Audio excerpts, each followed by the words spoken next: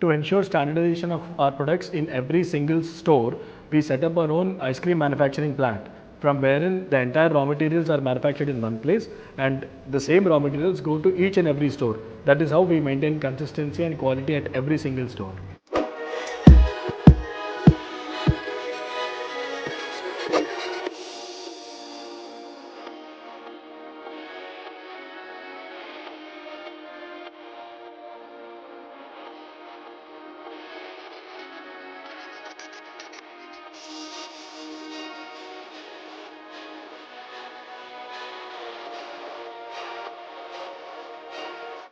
By 2020, we are looking to operationalize about 500 stores in not only in India but in different countries, including USA, Middle East, and Europe as well as South Asia.